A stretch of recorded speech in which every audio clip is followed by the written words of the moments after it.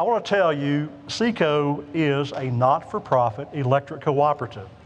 We have been talking with the city of Bushnell for over 3.5 years, trying to renew our franchise agreement.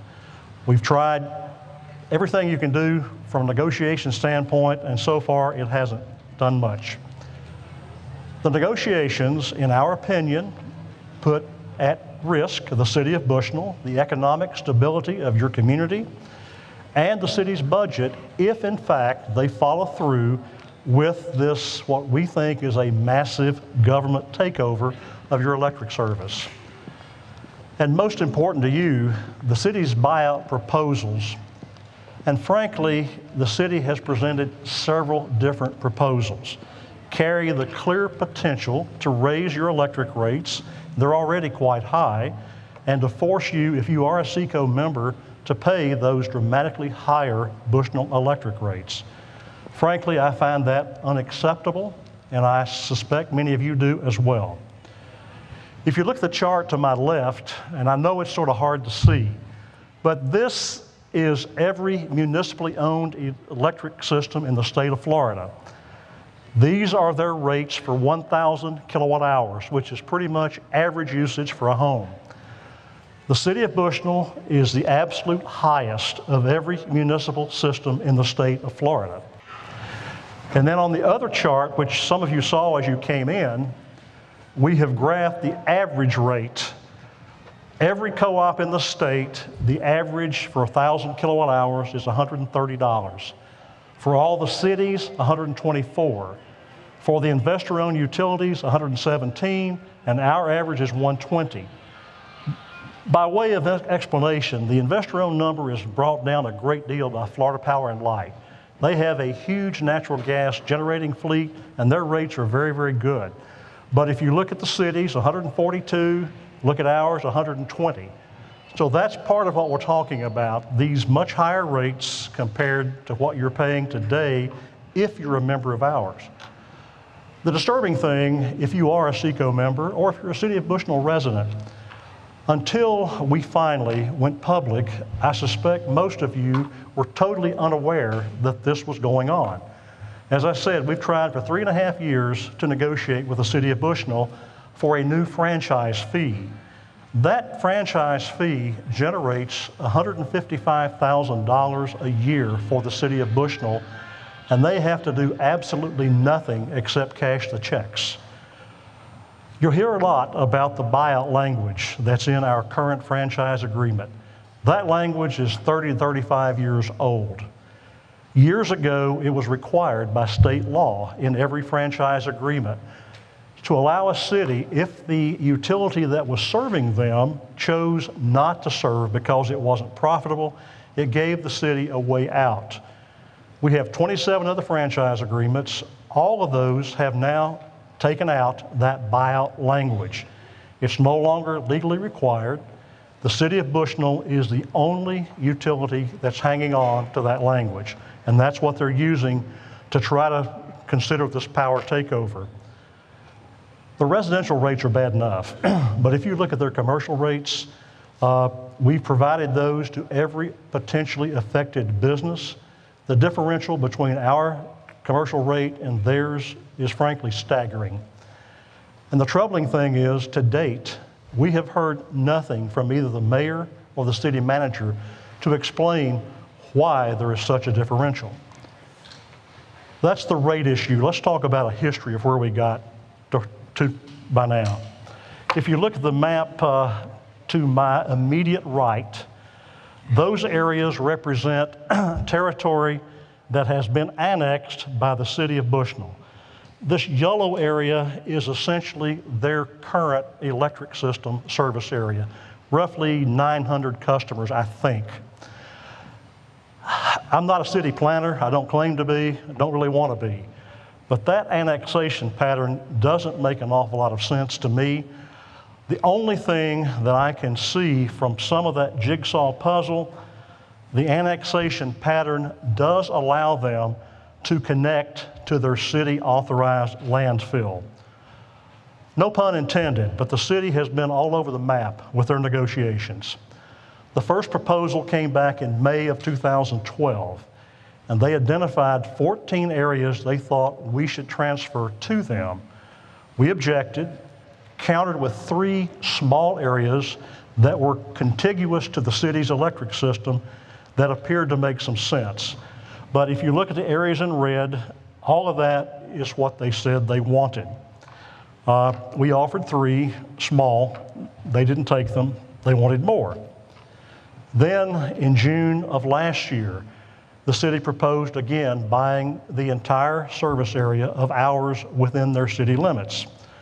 We didn't accept that. We feel like we have a responsibility to those 500 plus members that we serve in the city limits to protect you from their high rates. And then in mid-January, somewhat out of the blue, the city manager came to see us and proposed the possibility of only taking 6 SECO land areas. That's the areas in red. 6 of those, they only have about 50 SECO members within them, but again, it didn't make a lot of sense, but we did look at it. But after we reviewed that proposal, we learned that they had had no conversation with the residents, the business owners in those areas, and you were totally unaware of their actions.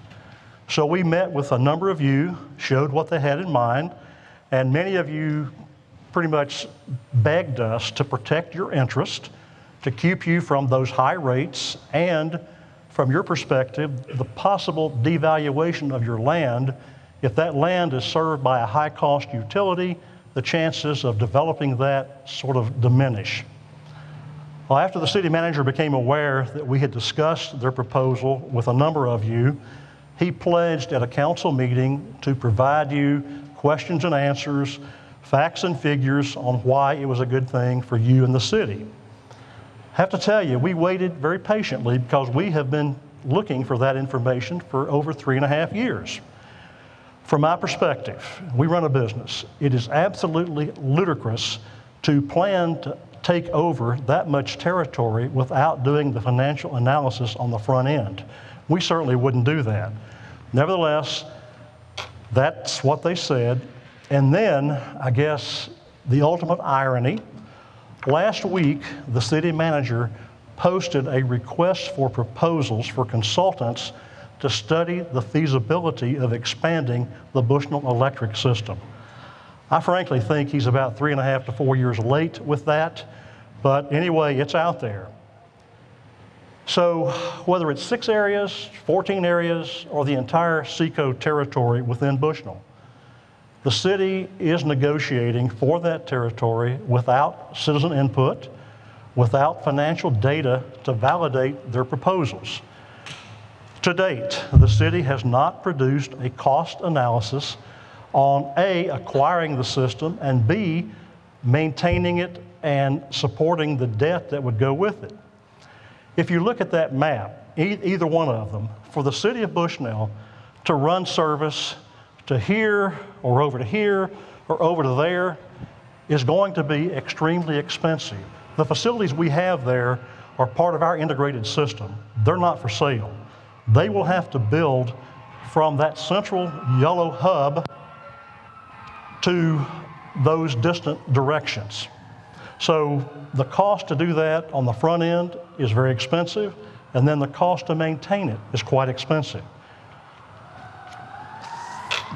I'm not sure what I said to bring out the sirens, but anyway, throughout this process, we have asked Bruce, and I am not an enemy of Bruce or the mayor, we have asked them to show us the wisdom of what they're proposing to do. We have never gotten numbers, even now, no numbers. So because we could get no numbers from the city, we decided to do our own numbers. Our financial experts modeled an analysis based on the city's current published budget. Those calculations show that the acquisition prospect is a financial disaster for the city, for the residents, and for the business owners. It has to raise rates.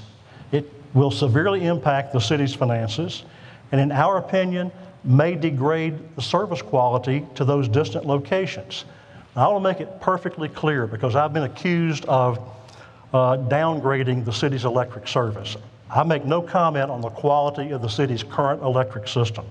All I'm saying is for a small city to run a system to all of those distant locations, unless they dramatically increase their staffing, it has to impact service. That's an aside. We actually entered our financial analysis into the city record at the January council meeting.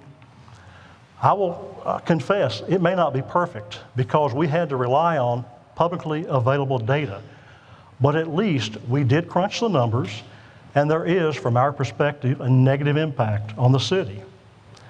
And then you're wondering, what finally got us all in? On February the 9th, the city manager, in our words, threw down the gauntlet by mailing a letter to Bushnell citizens that again proposed, we believe from the wording, buying our entire system, but again offered no business case or analysis supporting the unnecessary expansion plan. So that was pretty much time for us to go all in. Pardon me, the throat has finally caught me. My Marco Rubio moment.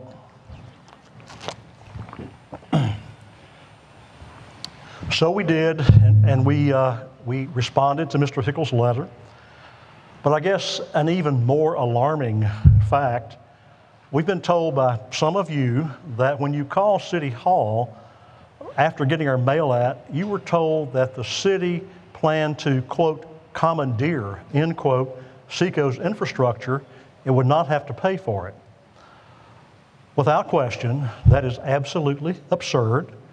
And in my basic down-home terms, it's absolute BS. The reality is there is a well-established process that's taken place a few times in history. To buy any of our facilities, Bushnell will have to pay the value of the lines, poles, transformers, substation assets, stranded cost, reintegration cost to reintegrate our system, and a multiple of revenue to reimburse us for our going concern value. Those numbers will be set by an impartial arbitrator. We will provide experts who will provide our numbers. I'm assuming they will provide experts who will provide their numbers. At some point, the arbitrator will rule as to what the cost is. But the bottom line is they simply cannot steal our assets. That concept is preposterous. This is not the Ukraine, and they are not Russia. They are not going to take our system without paying for it. So understand, the last few years of these negotiations have been costly. We've had to do a number of studies internally. The city may have done a few, but I'm not sure. We've tried to reason with them with logic, diplomacy, simple math. None of that has worked. SECO's out of options and time. That's why we kicked off this campaign to stop the Bushnell power grab, and frankly, it's growing pretty rapidly. Many of our employees live and work in this area. They're your neighbors, they're your friends, in some cases, they're your family. We certainly care about Bushnell's economic stability and don't want to see existing businesses leave the area because of high rates. Nor do we want to see electric rates so high that no other business or homeowners come to our area because of that. And to the 527 SECO members who live in the Bushnell city limits, we've got your back. That is our ethical duty and our fiscal responsibility. The rate differential is just too high to overlook. But to stop the power grab, you have to get involved. We need your help. We've asked you, and some of you have volunteered. The city council meeting is at 6 p.m. tonight. We're asking those of you who can to follow us and go down and speak at the city council forum, which begins at 6. It's usually one of the first items on the agenda, so it hopefully won't take too much of your time. But if you're not able to attend, we've got petitions here you can sign at our booths, or you can go at home on your computer to www.bushnellpowergrab.com when you get home tonight. That's a mouthful. Hopefully this has helped some fill in the gaps on what you need to know. Certainly, for those of you who are here, it's been our pleasure to provide a little bit of food and hopefully some information to you.